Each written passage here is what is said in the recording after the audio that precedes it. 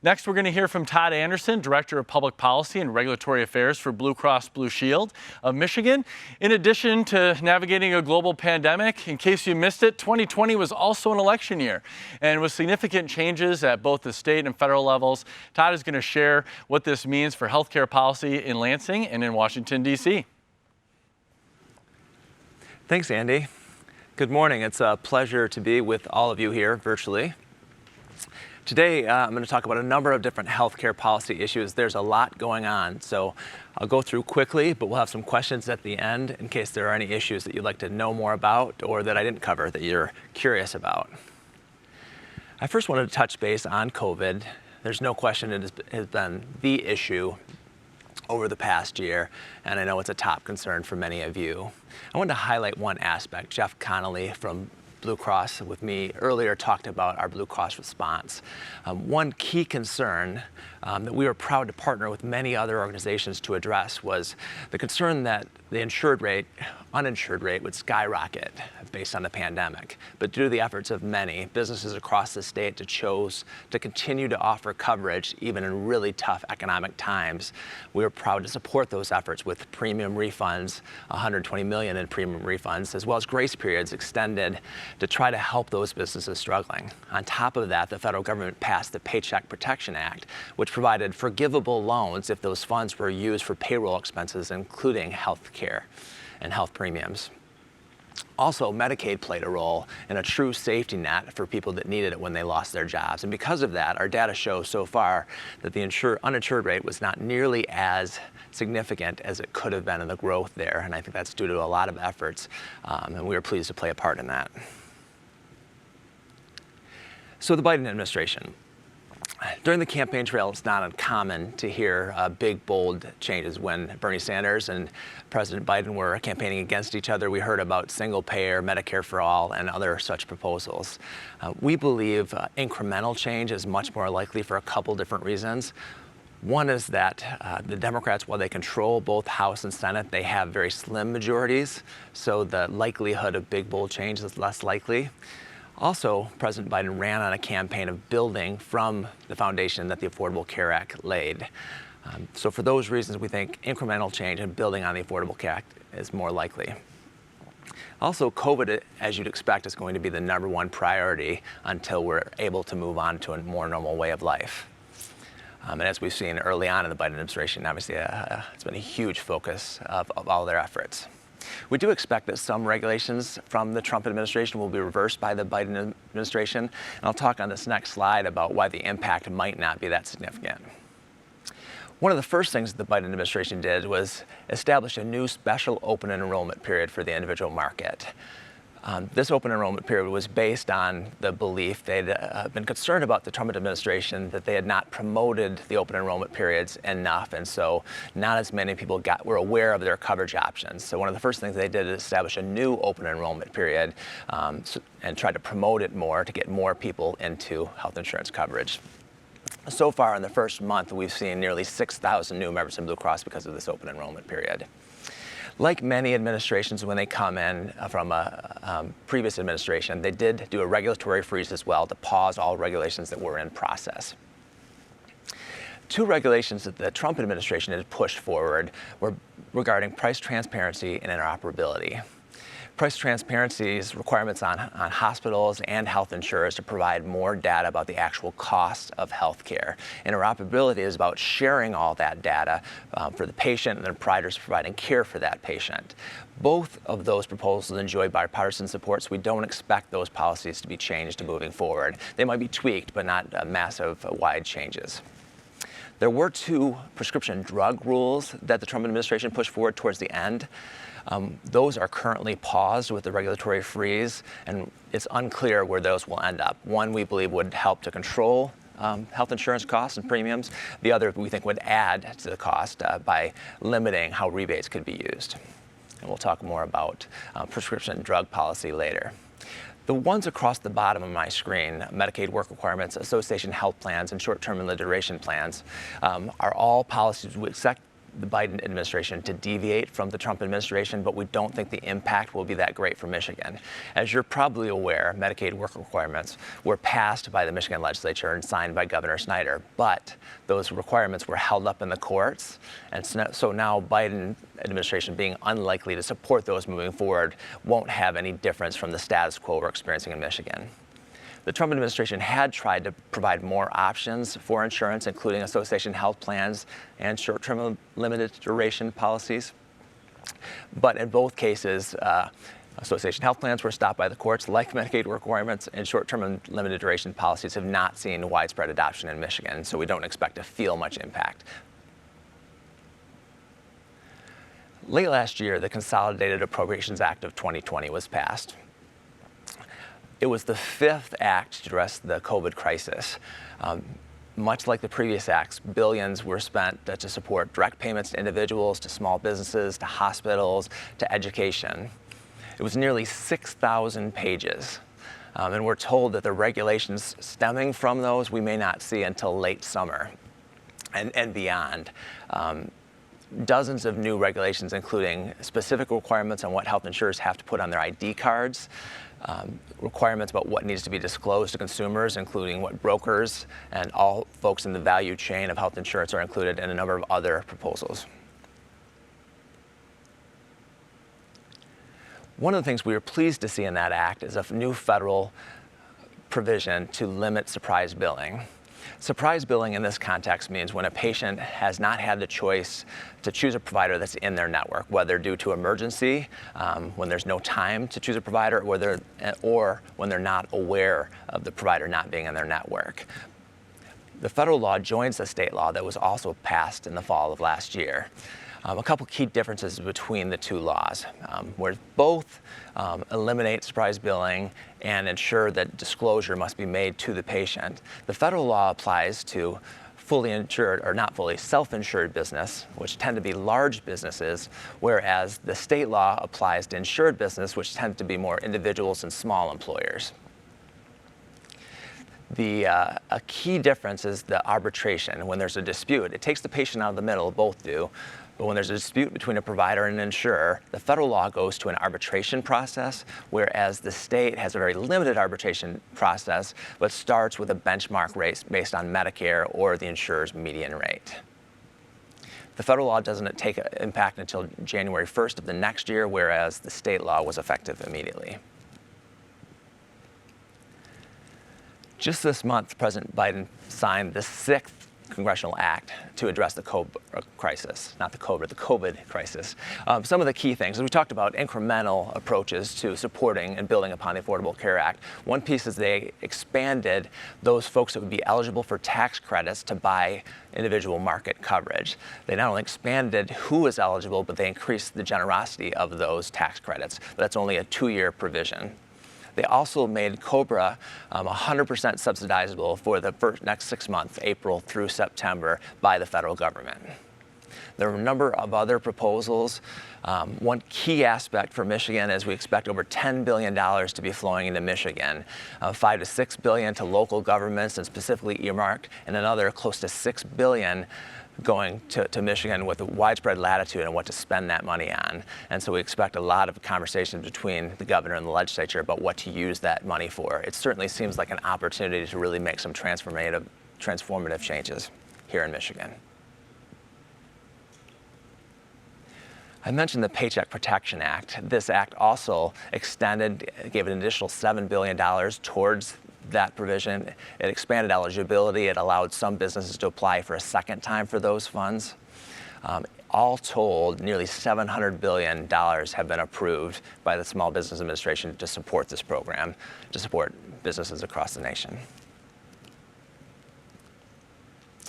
I know in talking to Andy here at the Chamber that cost continues to be a major concern for many of you, the cost of health insurance.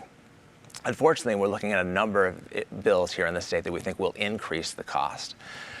Prior authorization is a process that health insurers use where providers have to get prior approval before performing a service or writing a prescription.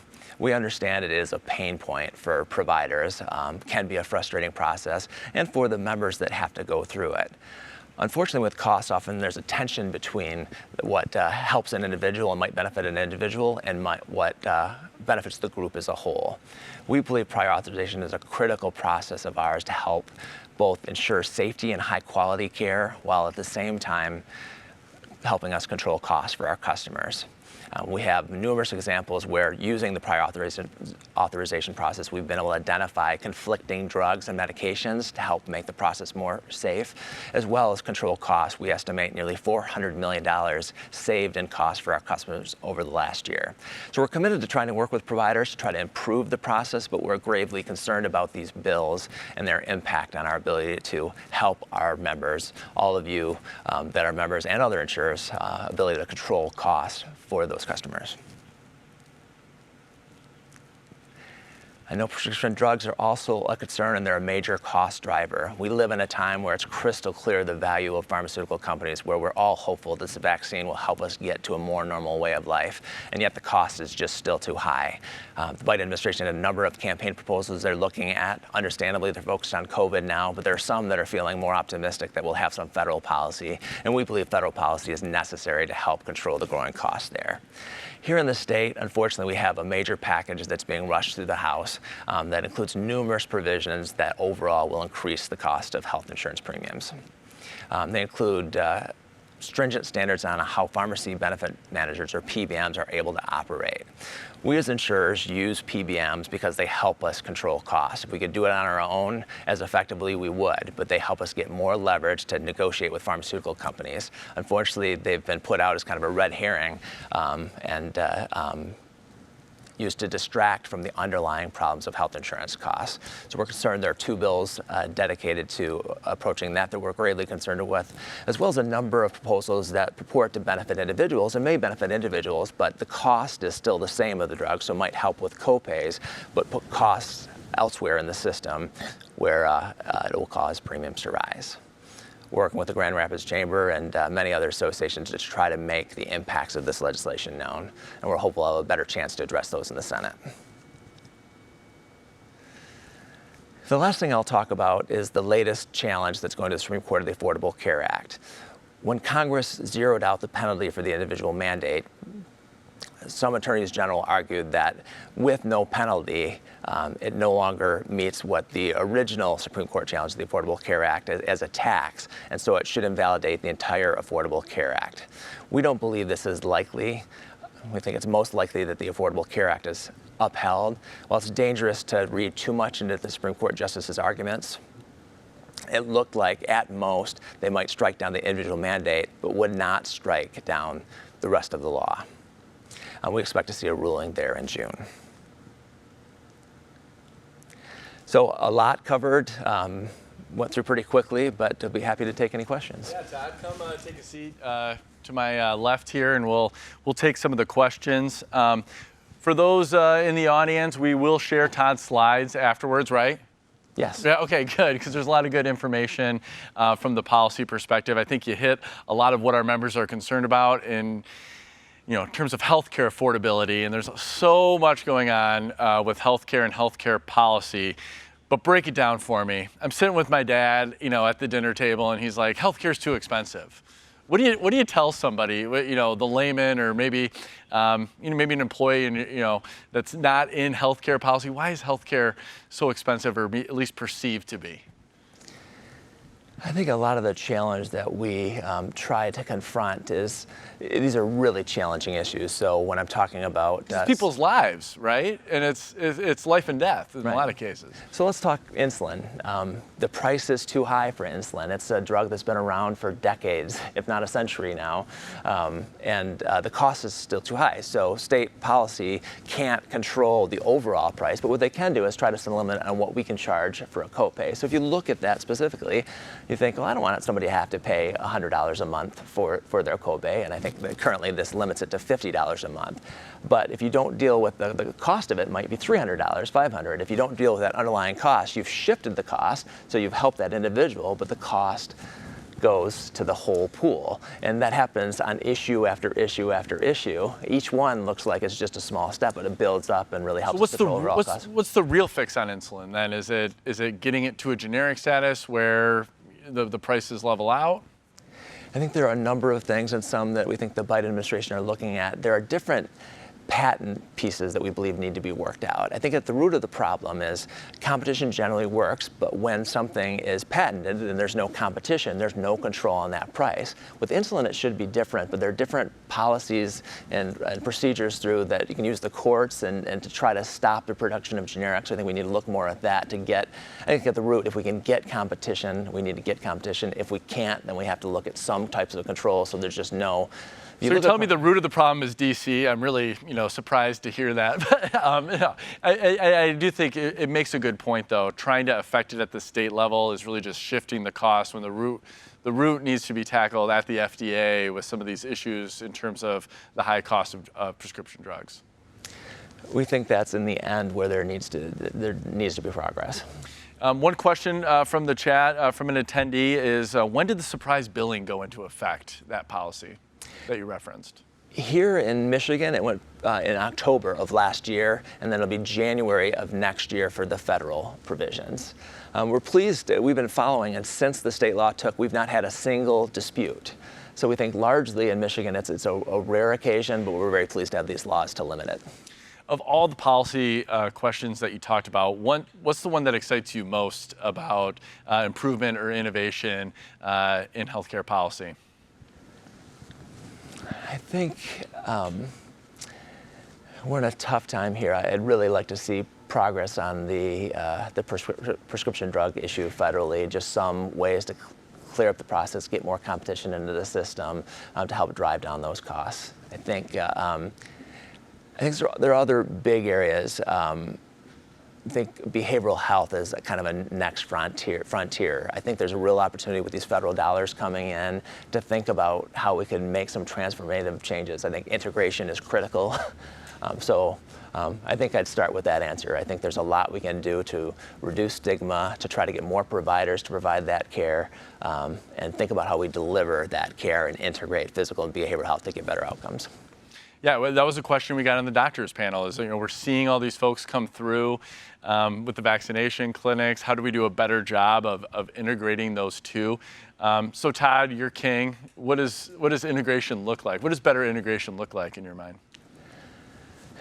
It has a number of aspects. I think it's actually an instance where right now Medicaid is segregated, essentially. The physical benefits are offered by Medicaid health plans, and the mental health benefits are delivered by the community mental health and what are called PIHPs, prepaid inpatient health plans. And because it's separate, I think that actually carries out impact into the commercial market for business as well, because you've got this whole group of providers that only serve Medicaid patients. So we as a commercial insurer, for instance, when the autism mandate passed, we didn't have enough providers, much like we don't have enough providers in general for behavioral health. So we were looking to contract with anybody to help provide care for our members. But because of this barrier, we weren't able to come to a contract. I think that's partly by this segregated system has pretty significant impacts at the end and doesn't kind of break down the walls to figure out how to best, most efficiently deliver care. So our employers, we survey our members every year, and healthcare affordability, right, number 3, again, this year is a top concern for the Grand Rapids Chamber members. Other than getting involved in our Healthcare and Human Resources Committee, what would you recommend employers can do to add their voice to these healthcare policy discussions? I think as we're probably demonstrating here, these are really complicated issues. So I think being part of that committee, you have a chance to dig in, and then taking the time to try to work with legislators, again, understanding they're complicated, there are no simple answers, but when you just push costs here, you push them there, and we end up with this problem where I think at the root of it, we've got, you can imagine a small business out there looking at, that wants to provide health insurance for their member, but might choose to get a high deductible plan because that's what they can afford. And that high deductible plan gets them a lower premium, and so it delivers care. And then what you've got the legislature doing is deciding, well, we don't want there to be a high deductible because we don't like the impact of that for the individual.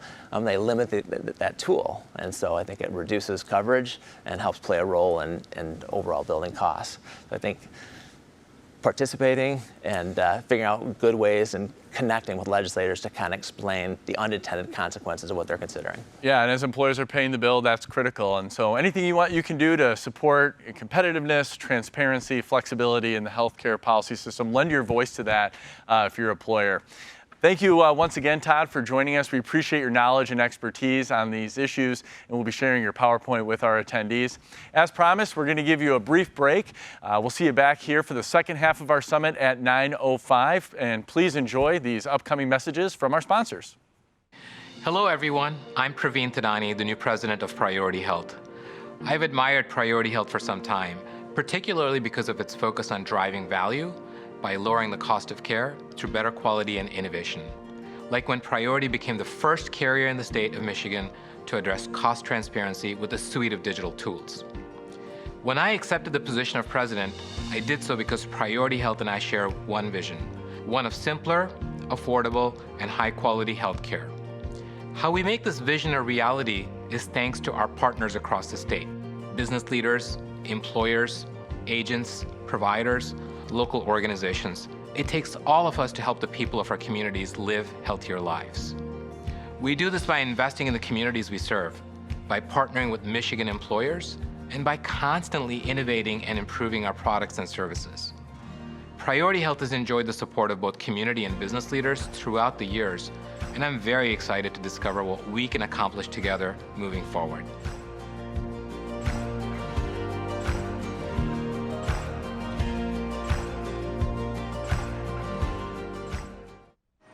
And left, and right. Good. Want to just say to the doctors and nurses?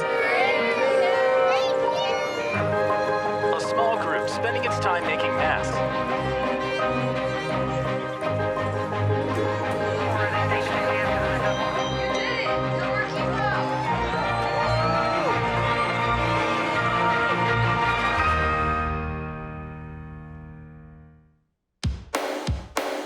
It's all around you, keeping up with you on your journey, working with providers to keep you healthy, and adding value to your life. HAP is here, and we've been right here all along. Wherever life takes you, see how HAP is here for you. Safety has been a cornerstone of our values for years, and we continue to take steps to ensure you are protected and safe. We are taking extra steps and exceeding standards so you can take care of what matters the most. Safety is our commitment to you.